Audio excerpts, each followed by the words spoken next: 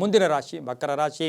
ಮಕರ ರಾಶಿಯವರಿಗೆ ರಾಹುಗ್ರಸ್ತ ಸೂರ್ಯಗ್ರಹಣದ ಪ್ರಭಾವ ನೋಡೋಕ್ಕೋದಾಗ ತೃತೀಯ ಸ್ಥಾನದಲ್ಲಿ ಭ್ರಾತೃಸ್ಥಾನದಲ್ಲಿ ಗ್ರಹಣ ಸಂಭವಿಸ್ತಾ ಇರತಕ್ಕಂಥ ಸಂದರ್ಭ ಕೂಡ ಇದಾಗಿರುತ್ತೆ. ಈ ಒಂದು ಮಕರ ರಾಶಿಯವರಿಗೆ ಗುರಿ ತಲುಪೋದಕ್ಕೆ ಎಲ್ಲವೂ ಕೂಡ ಚೆನ್ನಾಗಿದೆ. ಗುರಿ ಮುಟ್ಟೋದಕ್ಕೆ ತುಂಬ ಚೆನ್ನಾಗಿರುತ್ತೆ.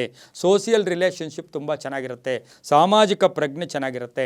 ಆರೋಗ್ಯ ತುಂಬ ಚೆನ್ನಾಗಿರುತ್ತೆ. ಆದರೆ ವಿಶೇಷವಾಗಿ ಏನು ಅಂತ ಹೇಳಿದ್ರೆ ಇವರು ಮಾತಿನಿಂದ ಹುಷಾರಾಗಿರಬೇಕು. ಅಣ್ಣ ತಮ್ಮದ್ರ ಜೊತೆ ಹುಷಾರಾಗಿರಬೇಕು. ವಿವಾಹಾದಿ ಕಾರ್ಯಗಳು ತುಂಬ ಚೆನ್ನಾಗಿರುತ್ತೆ. ವಾಹನ ಯೋಗ, ಆಸ್ತಿ ಖರೀದಿ ಯೋಗ, ರಾಜಕೀಯದವರು ಸ್ವಲ್ಪ ಕಾಟ ಕೂಡ ಆಗ್ತಕ್ಕಂಥದ್ದು, ಶಿಕ್ಷಣ ಕ್ಷೇತ್ರದವರಿಗೆ ಶುಭ ಆಗ್ತಕ್ಕಂಥದ್ದು, ಮಹಿಳೆಯರಿಗೆ ಉದ್ಯೋಗ ಸಿಗ್ತಕ್ಕಂಥ ಯೋಗ ಸಹ ಈ ಒಂದು ಮಕರ ರಾಶಿಯವರಿಗಿರುತ್ತೆ. ಮಕರ ರಾಶಿಯವರು ತೃತೀಯ ಸ್ಥಾನದಲ್ಲಿ ಸಂಭವಿಸ್ತಾ ಇರ್ತಕ್ಕಂಥ ಗ್ರಹಣದ ಪ್ರಭಾವ, ದ್ವಿತೀಯದಲ್ಲಿರ್ತಕ್ಕಂಥ ಶನಿ, ಇವೆಲ್ಲವನ್ನು ಗಮನಿಸಿ ನೋಡೋಕೆ ಹೋದಾಗ ಕುಟುಂಬದವ್ರ ಜೊತೆ ಸ್ವಲ್ಪ ಜಾಗೃತಿಯಾಗಿರಿ. ನೀಲಿ ಮತ್ತು ಹಸಿರು ಬಣ್ಣವನ್ನು ಉಪಯೋಗಿಸ್ಕೊಳ್ಳಿ. ದಕ್ಷಿಣ ಮತ್ತು ಪಶ್ಚಿಮ ದಿಕ್ಕಿನ ಪ್ರಯಾಣಗಳು ಶುಭಕರವಾಗಿರುತ್ತೆ. ತಮ್ಮ ಅದೃಷ್ಟ ಸಂಖ್ಯೆಗಳು 7 ಮತ್ತು 4 ಆಗಿರುತ್ತೆ. ಹಾಗೆ ಓಂ ಕಪರ್ದಿನೇ ನಮಃ ಈ ಮಂತ್ರವನ್ನು ಹೆಚ್ಚು ಜಪ ಮಾಡ್ಕೊಳ್ಳಿ.